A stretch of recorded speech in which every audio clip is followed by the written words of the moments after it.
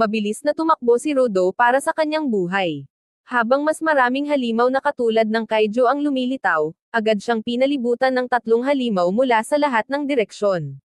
Sa gitna ng panganib na ito, napansin niya kung ano talaga ang mga iyon, mga nilalang na nabuo mula sa mga bunten ng basura.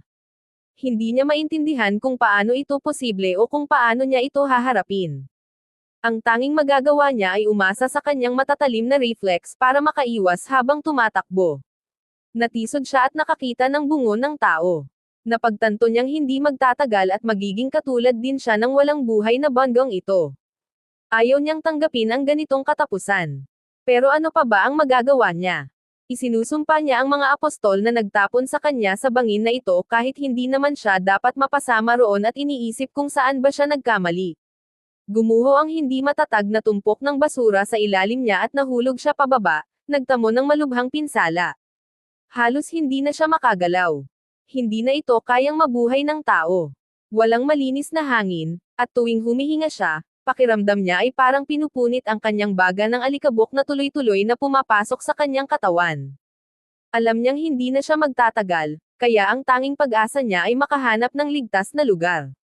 Pero hanggang sa kanyang tanaw, puro bundok lang ng basura ang naroon, pinanghihinaan siya ng loob sa katotohanang baka ito na talaga ang katapusan. Sa mukha ng dugo si Rodo, senyales na ibigay na ang kanyang katawan kahit hindi pa ibigay ang isip niya. Papalapit na ang mga halimaw, kaya baka ito na nga ang wakas. Habang papalapit ang katapusan, nakahiga lang siya at inalala ang kanyang mga mahal sa buhay, lalo na ang ampun niyang ama na si Reg na hindi naman dapat namatay. Alam ni Rodo na hindi siya pwedeng sumuko. Hindi hanggat hindi niya napagbabayan ang pumatay kay Reg. Sa mismong sandaling iyon, isang misteryosong kapangyarihan ang nagising sa loob niya. May nagtulak sa kanya para lumaban ulit. Sa huling lakas niya, dinampot niya ang isang bakal na tubo sa tabi niya at tumayo para ipaglaban ang kanyang buhay. Nangako siyang hindi siya titigil hanggat hindi niya napagbabayaran ang mga may sala na nagbintang sa kanyang kriminal kahit inosente siya, at higit sa lahat, hanggat hindi niya natatagpuan ang pumatay sa kanyang ama. Sa layuning iyon, pinalo niya ang halimaw gamit ang bakal na tubo, dahilan para sumalpok ito pabalik. Samantala, sa ibang parte ng napakalaking hukay na ito ng basura, may isang kakaibang lalaki na may dalang payong na palihim na pinapanood ang laban ni Rodo gamit ang binoculars. Kung sino man ang lalaking ito, malalaman din natin balang araw. Ginamit ni Rodo ang bilis niya sa kalamangan at nagwala sa walang koordinadong mga atake. Tinulak siya pabalik ng halimaw at nagtamo siya ng mabigat na pinsala. Pero dahil sa adrenaline, wala siyang naramdamang sakit at umatake ulit. Inihagis ang tubo na parang boomerang. May isa pang halimaw na sumulpot mula sa ilalim ng kanyang mga paa, kaya napaatras siya. Habang humihinga siya ng sandali, saka lang tumama ang sakit at nagsimulang dumuyugo ang kanyang bibig, pero tuloy pa rin ang pagwawala niya. Sumugod siya ulit, at sa pagkakataong ito, tuluyan niyang pinilas sa kalahati ang isang halimaw gamit ang isang piraso ng bubong na yero. Napakalaking bagay ang makapatumba ng isang halimaw, pero abot na ni Rodo ang kanyang limitasyon. Hindi na niya kayang harapin ang susunod na halimaw na umatake sa kanya. Inuntog ng halimaw ang ulo nito sa lupa, naglabas ng mga alon ng puwersa na nagpahagis kay Rodo sa ere. Eksaktong sa ilalim ng lalaking kanina pa nakamasid. May suot itong mask para mabuhay sa nakal-alasong hangin at may dalang payong kahit hindi naman umuulan. Walang sinabi ang lalaki kundi sinipa si Rodo kung bakit man. Doon lang niya sinuotan ng mask si Rodo para makalanghap ng hangin. Tinanong ni Rodo kung ano ang lugar na ito at sino ang lalaki. Pero tumanggi ang lalaki at sinabihan lang siyang tumahimik. Nang patuloy pa rin si Rodo sa pagsigaw at pagtatanong kung lokal ba ito, kung anong hukay ito, kung nasa ilalim ba ito ng lupa, napaikan ang lalaki at pasiga na sinabing nasa ibabaw pa rin sila ng lupa at ito lang ang lugar kung saan itinatapon ng mga tao sa syudad ang lahat ng basura nila. Pinaliwanag ng lalaki na kaya siya tahimik kanina ay para hindi sila marinig ng mga halimaw. Dahil pareho na silang sumisigaw ngayon, muling sumulpot ang mga halimaw na tinawag ng lalaki na mga trash beasts. Sinabi ng lalaki kay Rodo na hindi tatalab ang karaniwang sandata sa mga trash beasts na ito. Pero maswerte si Rodo dahil espesyal ang payong ng lalaki. Pinaganya niya ito at bigla itong nagbago ng anyo. Nakakatawa pa nga ang hitsura. Kumalma ang lalaki, itinuro ang payong sa halimaw, at ginamit itong parang drill na agad nagdurog sa trash beast sa loob ng ilang segundo. Paparating pa ang iba pero winalis niya lahat iyon sa isang iglap, ikinagulat ito ni Rudo. Tinapos niya ang huling halimaw gamit ang ultimate move niyang Umbreaker Octo Shredder, winasak ang mga halimaw mula ulo hanggang paa. Nang wala ng panganib, muling lumapit ang lalaki kay Rudo. Muli siyang tinanong ni Rudo kung sino siya. Sa pagkakataong ito, inalis niya ang kanyang mask, ipinakita ang mukha niya, at ipinakilala ang sarili bilang Engine, isang cleaner ng hukay na ito. Siyempre, malalim ang ibig sabihin ng cleaner dito dahil isa pala siyang kasapi ng isang sikretong organisasyon na tinatawag ding cleaners. Agad na nalanghap ni Engine ang baho ng lugar at nagsimulang masuka, nagrereklamo sa baho ng hangin. Isinuot niya muli ang mask at pinagsisihang inalis niya ito. Napagtanto ni Rudo na baka katulad lang siya ni Engine. At ngayong nakuha na niya ang karamihan sa sagot na hinahanap niya, hinayaan na niya ang sarili niyang mawalan ng malay. Ipinasok niya ang sarili sa alaala niya kay Rita. Isang araw, basang-basa siyang umuwi at tinanong siya ni Rita kung ano ang nangyari. Ikinwento niyang itinulak siya ng mga bagay, at tinanong siya ni Reka kung sinuntok ba niya pabalik ang mga iyon. Sabi niya, hindi. Wala siyang ginawa dahil naniwala siya sa mga sinabi ni Rita na kung tama ang pagtrato sa mga bagay, magkakaroon iyon ng kaluluwa. Lumapit si Reka sa kanya, tinanong kung totoong naniniwala siya roon at pinilit na kahit siya na nagsabi noon alam niyang alamat lang iyon na walang makakapagpatunay kung totoo nga. Ngunit pinili pa rin niyang paniwalaan na kung tama ang pagtrato sa mga bagay, magkakaroon ito ng kaluluwa. Nilinis niya ang katawan niya at iginiit ang paniniwala na pati ang tuwalya ay may kaluluwa dahil kung wala, paano nito malilinis ng ganoon kahusay ang katawan ng tao. Sinabi pa nila na ang guwantes na isusuot niya ay baka magkaroon din ng kaluluwa at makatulong balang araw. Napagdesisyonan nilang bawat bagay, siguro pati ang cellphone na ginagamit mo ngayon, kung aalagaan ng tama, ay maaaring magkaroon ng kaluluwa. Pero tapos na ang oras ng panaginip. Panahon ng bumalik sa realidad.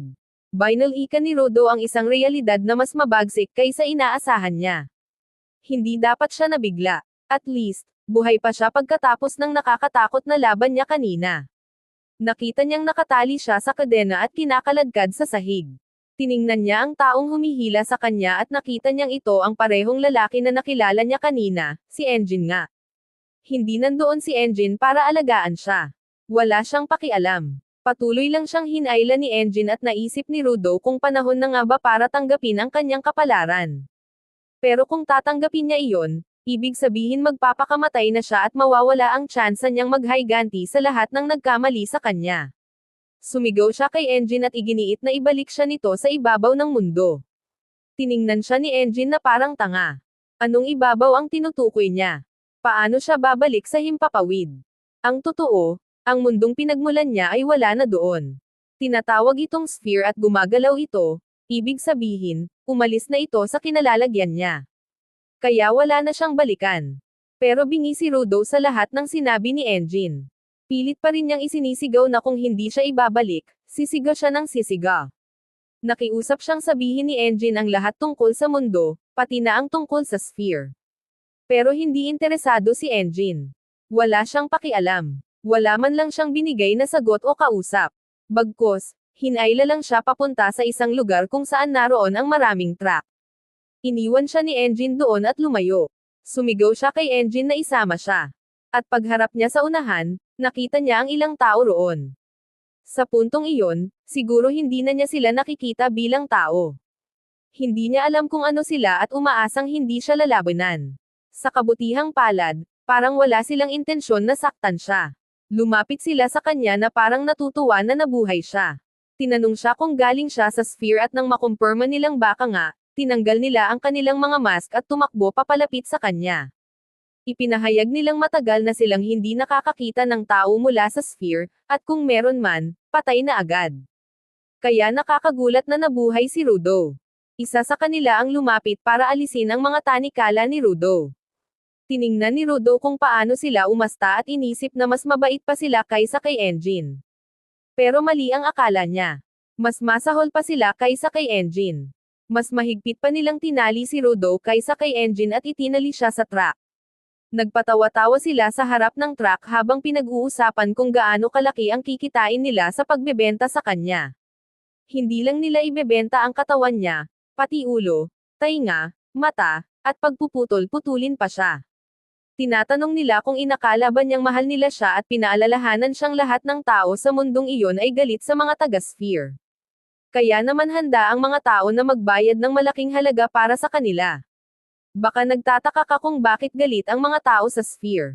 Simple lang, ang mga taga-sphere ang nagtatapon ng basura sa hukay na ito, na sumisira sa hangin at kumakalat ng lason. Ang mga basurang ito kalaunan ay nagiging halimaw na pumapatay ng mga tao. Maraming pamilya ang nawala dahil dito. Kaya ang kapalit nito ay puot. Isa sa mga lalaki ang kumuha ng basura at pilit na ipinasubo kay Rudo. Sinabi niya kay Rudo na kainin iyon at mabuhay dahil kailangan nilang buhay siya para maibenta. At pagkatapos ng bentahan, magbabayad pa ang mga tao para panoorin siyang pahirapan. Pinilit ng lalaki ang isa sa mga basura sa bibig ni Rudo. Sa galit, kinagat siya ni Rudo at binali ang balat ng 2 daliri. Kinain niya iyon. Kumuha siya ng basura at kinain ito rin. Sinabi niyang puro sila dakdak tungkol sa basura, mga halimaw, sphere, at hukay, pero wala siyang pakialam. Galit lang siya. Nag-activate ang katawan niya ng parang apoy. Ang apoy na ito ang nagbago ng kadena niya bilang sandata na ginamit niya sa laban. Inalala niya ang mga sinabi ni Recta na ang mga bagay kung aalagaan ay magkakaroon ng kaluluwa na maaring iligtas ka balang araw. Nakipaglaban siya at pinanood siya ni Engine.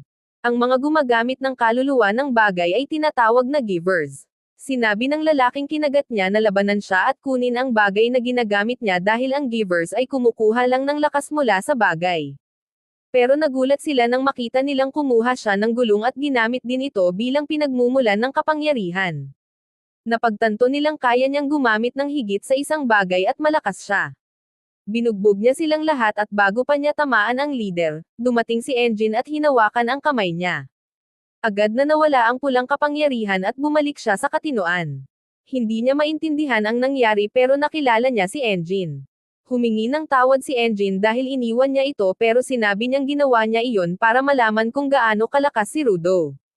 Ngayong alam na niya, ipapaliwanag niya kay Rudo ang lahat tungkol sa kanyang kapangyarihan, ang mundong iyon, at maging ang sphere kung papayag si Rudo na sumali sa mga cleaners dahil kailangan nila siya. Magandang alok iyon para kay Rudo. May proteksyon siya sa kakaibang mundong iyon. Pero iniisip niya ang kanyang mga barya at agad niya itong tinanggihan. Kung nagustuhan mo ang mga video na ito ka-T-Recap, don't forget to leave a like and subscribe, at i-hit mo na rin ang notification bell para updated ka sa mga bago pa natin mga video. Salamat at maasim na araw!